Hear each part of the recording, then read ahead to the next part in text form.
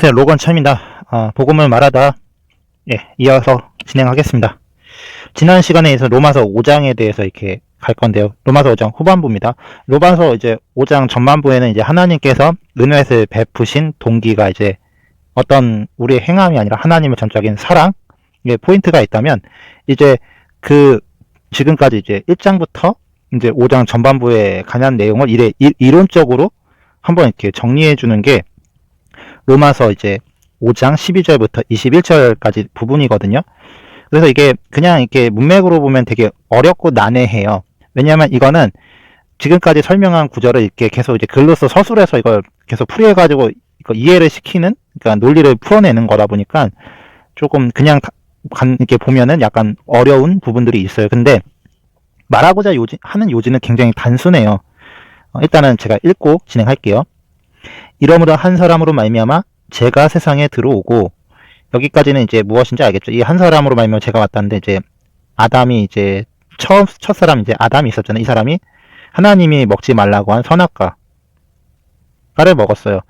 근데 선악과를 먹은 행위 자체가 이제 죄라기보다는 하나님의 말씀, 이 하나님의 말씀을 이제 어긴 거죠. 먹지 말라고 했던 하나님의 금령을 이제 아담이 깨트렸단 말이에요. 근데 왜 하나님의 말씀을 어긴 것 자체로 죄가 되느냐? 왜냐하면 하나님이 인간을 이렇게 창조하신 근본적인 동기는 인간과 이제 사랑과 기쁨의 교제의 대상으로 지었는데, 그러나 전제는 하나님은 왕이고 이제 인간은 그분을 따르고 경배하고 찬양하는 그런 존재였단 말이에요. 그래서 하나님이 명령한 대로 반응하는데, 근데 그 관계가 전적으로 이제 서로 사랑 안에서 위탁된 관계. 그러니까 신뢰할 수 있을 뿐 아니라 그분이 시키는 대로 하면 모든 걸 다 누릴 수 있는, 근데 그분의 뜻을 저버리는 순간 이제 악이 되는 거죠. 어쨌든 그런 관계에서 이제 아담이 이제 선악과를 먹지 말라는데 그걸 먹고, 이래서 이제 하나님과 관계가 끊어졌는데, 이거를 죄가 이제 세상에 들어왔다 이렇게 표현하는 거예요. 그리고 이 죄로 말하면 사망이 왔나니, 하나님과의 관계가 끊어진 게 일단 사망이라고 정리하면 될 것 같아요. 그뿐 아니라 이론에서 이제 지옥으로도 가게 된 거죠. 하나님은 죄를 반드시 심판하셔야 되고, 그 심판은 이제 지옥으로. 그래서 이와 같이 모든 사람이 죄를 지었으므로 사망이 모든 사람을 이뤘네. 이 부분도 제가 계속 설명했던 건데, 하나님과 1차적으로 이제 관계가 끊어졌잖아요. 아담과 하나님 사이에. 그리고 나서 관계가 끊어진, 죄로 말하면 관계가 단절됐고, 그대로 이제 인간이 이제 중심이 돼서 자기가 살고 싶어서 산다 보니까 하나님의 말씀과 아예 무관한 삶을 살고, 살아남기 위해서 경쟁하고 시기하고 질투하고 그런단 말이에요. 아무리 우리가 인본주의나 뭐 이런 인도적인 차원에서 많은 행위를 범해도 결국에는 나라는 주체에서는 못 벗어나거든요.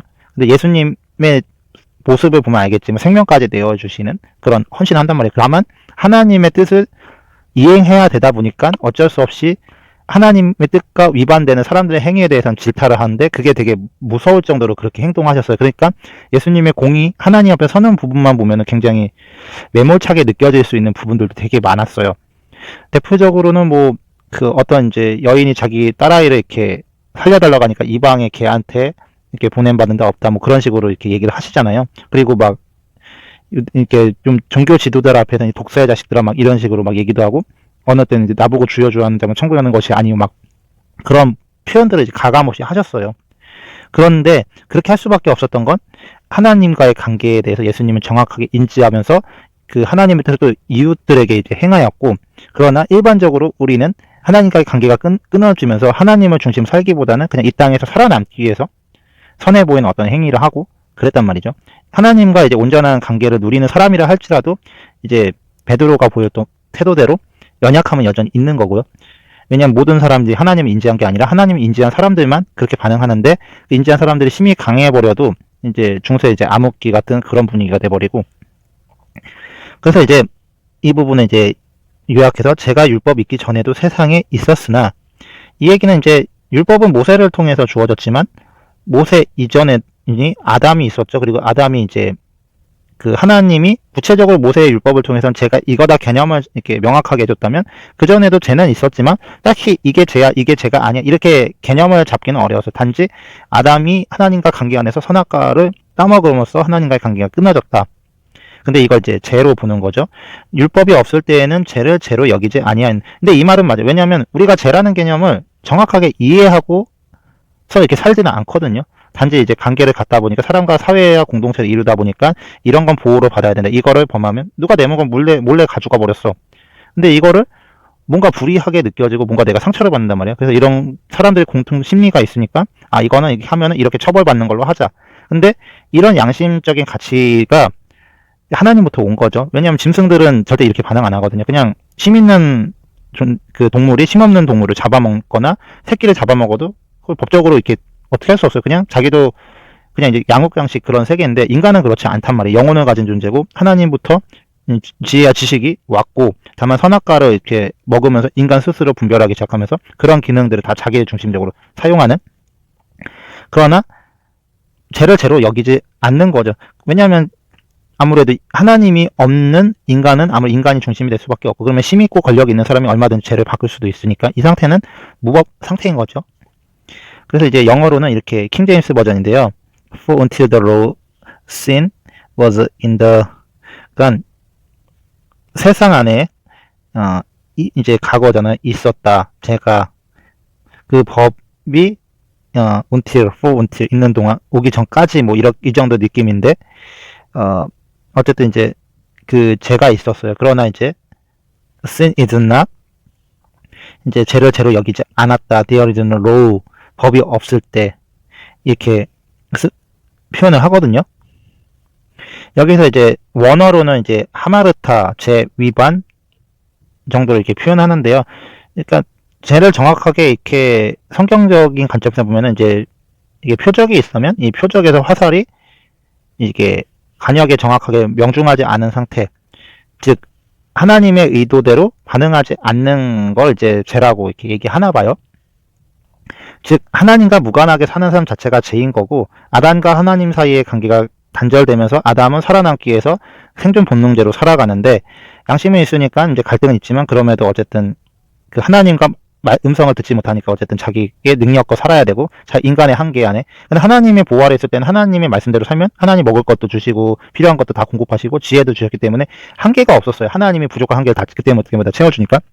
문제는 하나님과 관계가 끊어지면서 이제 자기가 살아남기 위해서, 그러다 보니까 이제 또 사단은 또 세상의 그런 가치관을 막 주입해가지고, 어쨌든 이런 관점인 거예요. 계속 이거 이제 몇 번이고, 이거를 이제 지금 제가 말한 것도 몇 번이고 이렇게 같은 말을 반복한 거잖아요. 근데 이거를 몇 번이고 똑같이 설명을 해주는 거예요. 지금 이것도 보시면 알겠지만 아담으로부터 모세까지 아담의 범죄 같은 죄를 짓지 아니한 자들 위에도 사망이 왕노릇하였구나. 근데 결국 이제 먹고 살기 위해서 사람들이 살아가잖아요. 근데 그 먹고 산다라는 개념의 가장 핵심이 이제 사망이에요. 뭔가 성공과 행복한 삶도 있겠지만 그것보다도 당장 내 자식이 굶어 죽는데, 내가 사람들의 무시당하는데, 이거 힘없으면 또 나라를 빼앗기잖아요. 결국 이제 이 죽음의 두려움으로부터 벗어나기 위해서 인간이 이제 결국 국력을 갖추고 식량을 만들고, 그래도 이제 의학적으로 막 하는데, 지금은 이제 많이 세상이 발전하고 그러면서 이제 인도적인 차원과 철학과 윤리 사상 같은 걸로 잘 포장을 해놨단 말이에요. 그럼에도 궁극적으로 사람들은 죽음, 인권 유린당하는 것, 이런 사회 악에 대해서 되게 두려워할 수밖에 없어요. 지금도 ISIS 보면 되게 두렵잖아요. 그러니까 이 사망이 왕노릇 한다라는 건 맞아요. 그리고 거기서 살아남기 위해서, 그러니까 이제 발버둥 치는 건데, 근데 이제 아담은 오실자의 표상이라 이렇게 표현하는 건, 범죄하기 이전에 아담은 이런 게 전혀 없었고, 근데 그 아담의 모습은 사실 예수 그리스도, 범죄하기 전에 아담의 모습은 예수 그리스도의 이제 그림자와 모형 같은, 왜냐면 예수님은 육신을 입고 오셨지만 100% 순종하셨거든요. 하나님 말씀에. 근데 예수님도 두려움, 죽음에 대한 두려움, 아픔, 그런 고통을 다 느끼셨단 말이에요. 그럼에도 불구하고 그분은 하나님의 말씀을 한 번도 저버리지 않고, 왜냐면 육신의 한계는 동일하게 주어졌고, 그 한계 안에서 하나님의 무한한 기적을 행할 때는 제한 없이 죽음산도 살렸고 무리도 걸으셨고 오병이어 기적 같은 것도 벽도 통과하셨고, 어쨌든 예수님은 하나님의 능력으로 모든 걸 다 하셨거든요. 그러나 연약한 육체가 해방된 건 아니, 육체를 가진 상태에서, 그래서 굶주리고 40일 굶주린 뒤에 마귀가 시험할 때, 그때 보시면 알겠지만 예수님이 굉장히 굶주려 있다라는 건 정서상 알 수 있잖아요. 그리고 세상의 유혹에 사단이 그렇게 시험하는데 예수님도 그런 감정을 동일하게 느꼈지만, 근데 중심이 철저하게 하나님 편에 있으니까 안 넘어갔어요. 그러니까 육신에 대한 그런 한계나 그런 부분, 연약함은 예수님도 잘 가지고 계셨으나, 보여주셨으나, 거기에 이제 하나님의 말씀을 어디까지 복종할 수 있는지 잘 보여줬고, 아담은 이제 실패한 거죠. 그래서 이제 이 은사라고 표현해요. 여기서는 그 범죄와 같이 아니하고 한 사람의 죄로 인하여 많은 사람이 죽었은즉 하나님의 은혜와 또 한 사람 예수 그리스도의 은혜로 말미암아 선물이 많은 사람이 넘쳤느냐.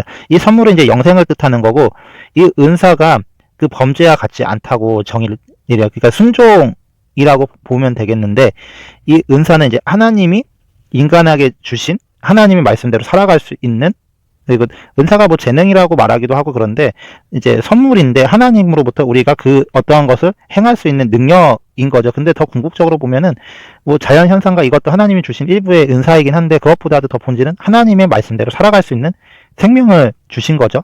그 부분은 이제 성령님인 거고, 성령님이 우리 안에 거하셔서 우리가 하나님의 말씀대로 살아가게 할 뿐 아니라 성령님을 통해서 예수님이 벌이셨던 초자연적인 형상들 또 충분히 일으킬 수 있는데, 근데 필요하면은 그건 성령님이 능력으로 하시는 거고, 예수님이 임의로 하신 게 아니라 성령님의 능력을 통하여서 하나님의 말씀을 마음껏 유감없이 쓰셨고, 뿐만 아니라 이제 성령님의 인도함을 받고 마귀한테 시험도 받으신 강야의 40일 금식을 하고, 그 금식하는 것도 예수님 자신의 의지와 힘으로 하신 게 아니라 정적으로 성령님에 이끌려서 금식을 하신 거고, 마귀가 시험 받았을 때도 성령님이 그 보호 아래서 대적하셨다고 생각을 하거든요. 다만 이제 자유의지를 주셨고 예수님도 선택할 수 있는데, 근데 명확하셨어요. 태도가 그렇게 막 어눌하지 않으시고. 어쨌든 예수님의 신성과 또 인성을 모두 이제 겸비하셨을 뿐 아니라 이 은사에 대해서도 제한이 없으셨는데, 이와 같이 이제 예수님이 통하여서 이 선물은 왔다고 또 얘기를 해요. 중요한 건 예수 그리스도의 은혜로 말미암아 선물이 많은 사람, 즉 예수 그리스도를 통해서 예수 그리스도를 믿는다는 전제 조건, 그분이 십자가에 죽고 우리 대신 부활, 우리의 죄 때문에 죽으시고 우리 죄 때문에 이제 죽고 부활하셨는데, 이제 그분을 통해서 이 선물은 온다 이렇게 얘기하는 거예요. 영어로도 이제 다른 건 이렇게 넘어가고 그냥 이 free gift가 있는데, 이는 이제 제공된 거죠. 그 많은 이제 사람이 죽었잖아요.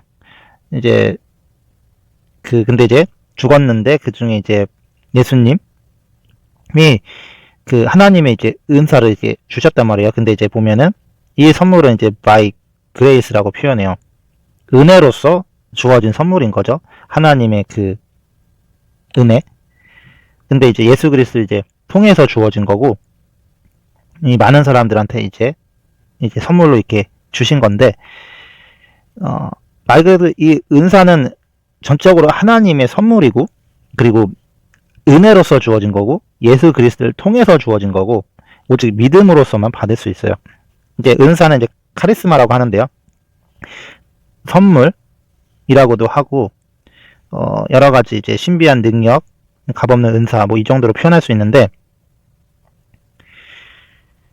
그러니까 예수 그리스도를 믿음으로써 우리는 이제 하나님부터 값없는 생명을 받았고, 그래서 이걸 이제 로마서 이제 17장에 이렇게 표현하는 거예요. 한 사람의 범죄로 인하여 사망이 그 한 사람으로 말미암아 왕노릇 하였은즉 더욱이 은혜와 의의 선물을 넘치게 받은 자들이 한 분 예수 그리스도 말미암아 생명 안에서 왕노릇.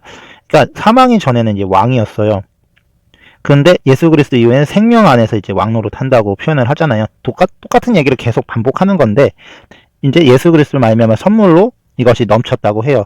말 그대로 예수님은 이제 저번 시간대로 창조주시고, 그 창조주가 피조물을 대신해서 목숨을 내주셨단 말이죠. 그래서 이제 로마서 5장 12절부터 21절까지는 이 얘기를 계속 반복해서 풀어서 설명해주고 다시 설명해주고 다시 설명해주는 건데, 이렇게 얘기하는 건 이제 하나님이 이제 복음이 이제 이런 결론을 가지고 이제 들어간다 하면서 이제 정의를 내려주는 거예요.